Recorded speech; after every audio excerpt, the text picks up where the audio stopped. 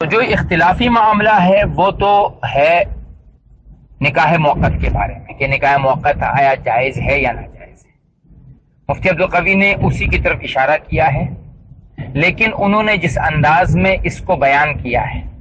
وہ ایک آڈیو، اس کے بعد جب میں نے پھر اس کے بارے میں تھوڑی تحقیق کی تو ان کی ویڈیو جو ہے وہ میں نے دیکھی تو اس میں انہوں نے کہا ہے جو انداز انہوں نے اختیار کیا ہے وہ انداز تو متع سے بھی بدتر ہے. اس طرح سے بات کرنا یا اس طرح سے کسی چیز کو سمجھانا یہ عالمانہ طریقہ نہیں ہے کہ انہوں نے تو بالکل معاہدے کا لفظ ذکر کیا کہ جو بھی معاہدہ کسی بھی محترمہ سے آپ کریں گے تو وہ آپ کے لیے حلال ہے، نکاح ہے. نہ انہوں نے گواہوں کا شرط ذکر کیا ہے، نہ انہوں نے ایجاب قبول کو ذکر کیا ہے. یہ بنیادی طور پہ جو ان کی سب سے پہلے اس معاملے میں ویڈیو آئی تھی وہ بہت پہلے مجھے کچھ دوستوں نے یہاں پر بھیجی پرائیویٹ نمبر پہ، اور نے کہا جی اس کے بارے میں کیا، تو میں نے کہا بھائی یہ تو ایک عالم نے جاہلانہ حرکت کی ہے. تو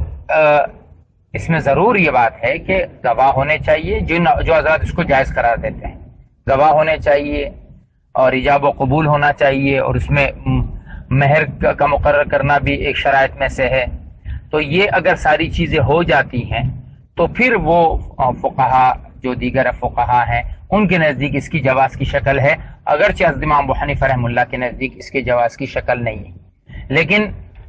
اس کو متعہ قرار دینا یہ بالکل جائز نہیں ہے. متعہ تو ایک طرح سے ایگریمنٹ ہوتا ہے،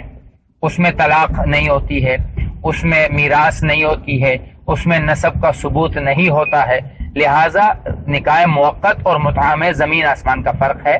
اور ان دونوں کو آپس میں جوڑنا یہ شرعاً یہ جائز نہیں ہے.